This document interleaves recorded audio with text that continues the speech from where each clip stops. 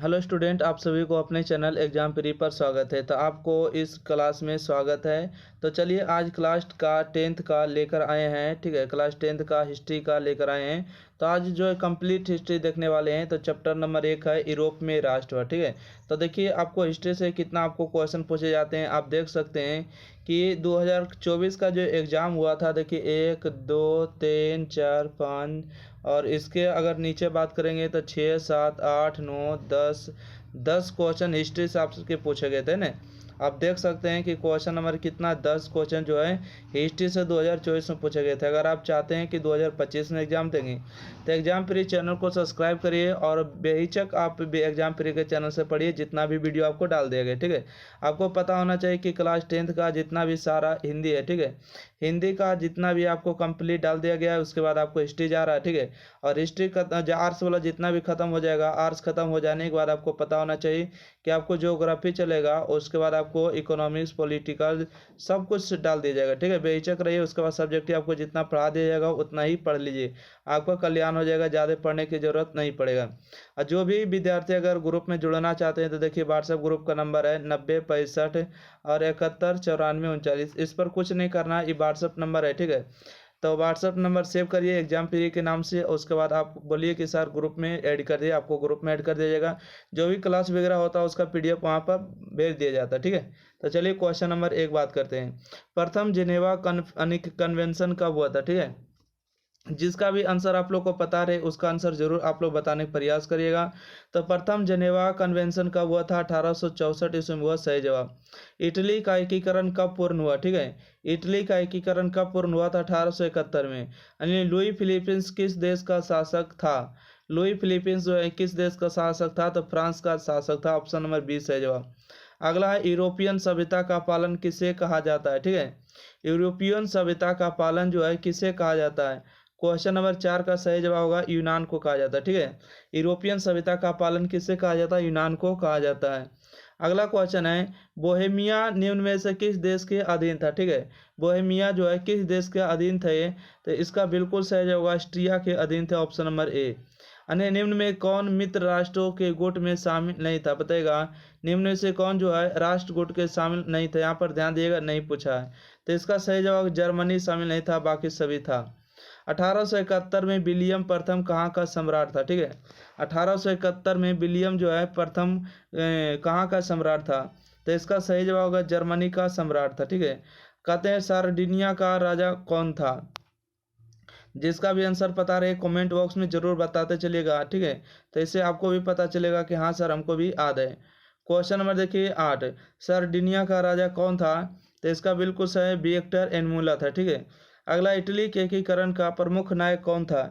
Italy के एकीकरण में जो है सभी का योगदान था, मेजिनी का भी योगदान था, काउंट काबूर का, गैरीबाल्टी का, और इनमें से सभी मारेगा। ऑप्शन नंबर डी से। ठीक है, लुई सुलामा को फांसी कब दी गई? ठीक है, लुई सुलामा को फांसी कब दी गई? तो वो 1793 में। ठीक है, 1793 में इसका सही जवाब होगा। अगला क्वेश्चन है वियना सम्मेलन की मेजबानी किसने की? ठीक है, वियना सम्मेलन की मेजबानी किसने की? तो मेटरनिक ने किया। Option A. अगला है कि किस निम्न में से किस सम्मेलन में जर्मनी की क्षतिपूर्ति राशि को कम कर दिया गया? तो इसका सही जवाब होगा लॉसेन सम्मेलन में। ठीक है, अमेरिका में न्यू डील किसने लागू की? अमेरिका में न्यू डील लागू करने वाला था फ्रैंकलिन डी रूजवेल्ट। ठीक है, फ्रैंकलिन डी रूजवेल्ट था। अगला हेगेल किस देश का दार्शनिक था? बताएगा हेगेल जो था किस देश का दार्शनिक था, मतलब फिलोसफी था? तो 14 का सही जवाब होगा जर्मनी का था। ठीक है, जर्मनी का सही जवाब। चलिए अगला क्वेश्चन देखिएगा, क्वेश्चन नंबर 15। क्वेश्चन नंबर 15 में है कि वियना कांग्रेस का मुख्य उद्देश्य क्या था? तो इसका मुख्य उद्देश्य था राजतंत्र को पुनर्स्थापित करना। ठीक है, वियना कांग्रेस का मुख्य उद्देश्य क्या था? तो राजतंत्रों को पुनर्स्थापित करना। सिकंदर कहाँ का निवासी था? सिकंदर कहाँ का निवासी था? तो यूनान का निवासी था। ठीक है, अगला है फ्रांसीसी क्रांति कब हुई? फ्रांसीसी क्रांति हुई 1789 ईस्वी में। सही जवाब है। चलिए नेक्स्ट क्वेश्चन देखते हैं। 18 नंबर, राष्ट्रीय आंदोलन का केंद्र जैन विश्वविद्यालय कहाँ स्थित है? ठीक है, राष्ट्रीय आंदोलन का केंद्र जो है जैन विश्वविद्यालय कहाँ स्थित है? तो इसका सही जवाब होगा जर्मनी में स्थित है। अगला है कोसुत का संबंध किस देश है? कोसुत का संबंध किस देश से है? तो इसका सही जवाब हंगरी से है, ठीक है। कोसुत का संबंध किस देश से है? तो हंगरी से है। अगला, इटली तथा जर्मनी वर्तमान में किस महादेश के अंतर्गत आते हैं? इटली और जर्मनी जो है किस महादेश में आते हैं? तो इसका सही जो होगा यूरोप महादेश में आते हैं। फ्रांस में किस शासन वंश की पुनर्स्थापना वियना कांग्रेस द्वारा की गई? तो इसका सही जवाब होगा बुर्बो वंश, ठीक है। बुर्बो वंश इसका सही जवाब होगा। फ्रांस में किस शासन वंश की पुनर्स्थापना की गई? बुर्बो वंश। चलिए अगला क्वेश्चन देखते हैं, क्वेश्चन नंबर 22। क्वेश्चन नंबर 22 में है कि मेजनी का संबंध किस संगठन से था? मेजनी का संबंध किस संगठन से था? तो कार्बोनरी से था। इटली एवं जर्मनी के एकीकरण के विरुद्ध निम्न में से कौन था? इटली और जर्मनी के एकीकरण के विरुद्ध रहने वाले व्यक्ति कौन था? तो इसका सही जवाब होगा आपको ऑस्ट्रेलिया था, जो कि एक अपने आप में सबसे शक्तिशाली समझता था। काउंट कबूर को विक्टर एनमुला ने किस पद पर नियुक्त किया? तो प्रधानमंत्री के पद पर नियुक्त किया। ऑप्शन नंबर सी सही जवाब होगा। गैरीबाल्टी पेशे से क्या था? तो गैरीबाल्टी पेशे से एक नावी हुआ करता था, मतलब नाव चलाता था ना। गैरीबाल्टी पेशे से क्या था? तो 25 का सही जवाब होगा नाविक था। अगला है, जर्मन राज का निर्माण किसने किया? तो नेपोलियन बोनापार्ट ने किया ना। जर्मन राइन राज्य का निर्माण किसने किया? तो नेपोलियन बोनापार्ट ने किया। चलिए अगला क्वेश्चन बढ़ते हैं। क्वेश्चन नंबर देखिएगा 27। जालबेरिन कैसी संस्था थी? ठीक है, जालबेरिन जो है कैसी संस्था हुआ करती थी? तो इसका बिल्कुल सही जवाब होगा आपको व्यापारियों की एक संस्था हुआ करती थी। रक्त एवं लौ नीति की अवलंबन किसने किया? ठीक है, ये क्वेश्चन को आप देखिएगा 11, 17, 20, 21, 24 में 2024 तक भी पूछा गया। ठीक है, हो सकता है आपको 25 में भी पूछ दें, आप टेंशन नहीं लिए। रक्त एवं लौ नीति का अवलंबन किसने किया? तो ये बिस्मार्क ने किया था। ठीक है, ऑप्शन नंबर इसका सी सही जवाब। फ्रैंकफर्ट की संधि कब हुई? तो फ्रैंकफर्ट की संधि हुआ था 1871 ईस्वी में ना। 29 का सही जवाब होगा डी नंबर 1871 में। यूरोप वासियों के लिए किस देश का साहित्य एवं ज्ञान विज्ञान प्रेरणा का स्रोत रहा है? ठीक है, कि यूरोप वासियों के लिए किस देश का साहित्य एवं ज्ञान विज्ञान प्रेरणा स्रोत रहा है? तो इसका बिल्कुल सही होगा यूनान का। नेपल्स की क्रांति कब हुई? ठीक है, नेपल्स की क्रांति कब हुई? तो 1821 ईस्वी में हुआ। अगला है कि चार्टिस्ट आंदोलन कहाँ हुआ? ठीक है, चार्टिस्ट आंदोलन कहाँ हुआ? तो 32 का सही जवाब होगा इंग्लैंड में हुआ। अगला है, यूनान को एक स्वतंत्र राष्ट्र घोषित किया गया है। यूनान को कब एक स्वतंत्र राष्ट्र घोषित किया गया? 1832 में। ऐतिहासिक द्वंद्ववाद की व्याख्या किसने की? ठीक है, ऐतिहासिक द्वंद्ववाद की व्याख्या किसने की? तो हीगेल ने किया। अच्छा लगता है तो एग्जाम फ्री चैनल को लाइक सब्सक्राइब करना बिल्कुल ना भूलें। अगला है कि एंड्रियानोपुल की संधि कब हुई? ठीक है, एंड्रियानोपुल की संधि कब हुई? तो 35 का सही जवाब 1829 में। ठीक है, 1829 ईस्वी में जो है सती प्रथा का भी बंद हुआ था। ठीक है, सती प्रथा विधवा विवाह जिसको शुरू हुआ। एंड्रियानोपुल की संधि किन दो देशों के बीच हुई? एंड्रियानोपुल की संधि किन दो देशों के बीच हुआ था? तो तुर्की और रूस के बीच हुआ था। अगला है, सेडोन का युद्ध किन के बीच हुआ था? ठीक है, सेडोन का बीच युद्ध हुआ था फ्रांस और प्रासा के बीच।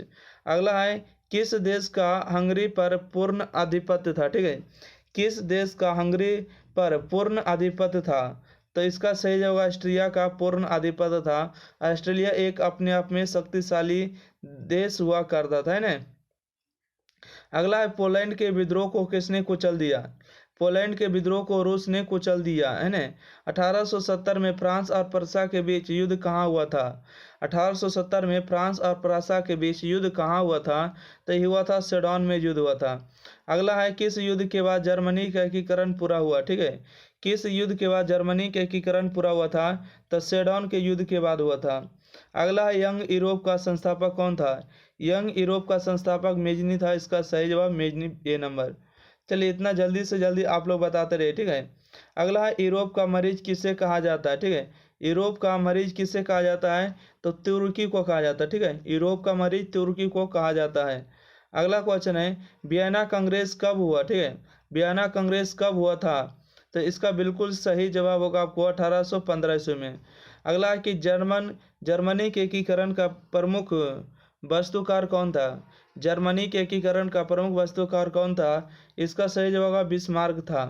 अगला, इटली के एकीकरण में निम्न में से कौन संबंध सही नहीं? ठीक है, यहाँ देखिए नहीं पूछा है। इटली के एकीकरण में से निम्न में से किसका संबंध जो है सही नहीं?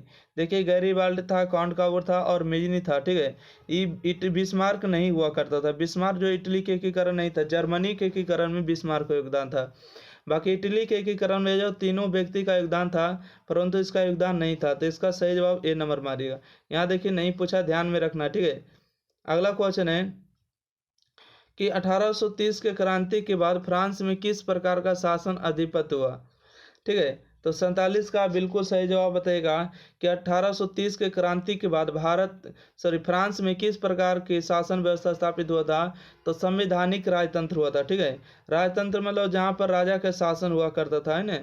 तो इसका सही जवाब आपको हो जाएगा 47 के बाद 48 नंबर, है ना। 48 नंबर क्वेश्चन देखिएगा, ऑप्शन नंबर इसका 20 सही जवाब होगा। ठीक है, संवैधानिक राजतंत्र, ऑप्शन नंबर बी। अगला, जर्मनी के एकीकरण के लिए कौन उत्तरदायी था?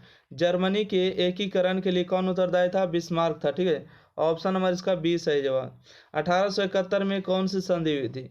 1871 में कौन सी संधि हुई थी? फ्रैंकफर्ट की संधि हुआ, ऑप्शन नंबर ए। अगला, इटली के एकीकरण में निम्न में से किसने योगदान किया था? इटली के एकीकरण में किसने योगदान किया था? तो इटली के एकीकरण में आपको पता होगा कि गैरीबाल्डी भी योगदान दिया था, कॉनकावर भी योगदान दिया था, मेजनी भी था और इनमोला जो प्रधानमंत्री भी बना था। तो इनमें से सभी इसका सही जवाब होगा। यानी कि रॉबर्ट ओवन कहाँ का निवासी था? ठीक है, रॉबर्ट ओवन कहाँ का निवासी था? 51 का सही जवाब होगा आपको ब्रिटेन में था। ठीक है, तो इस तरह से आपको 51 क्वेश्चन दिया गया था, आपको समाप्त हुआ। वीडियो अच्छा लगे तो एग्जाम फ्री चैनल को लाइक सब्सक्राइब शेयर जरूर करें, और एग्जाम फ्री चैनल पर आपको बहुत सारे ऑब्जेक्टिव मिल गए हैं, तो पढ़ते रहे और शेयर करते रहे। ग्रुप में जुड़ना है तो देखिए नंबर आपको बता रहे हैं, 90 65 71 94 39 ग्रुप में ऐड हो जाइए। ठीक है, धन्यवाद।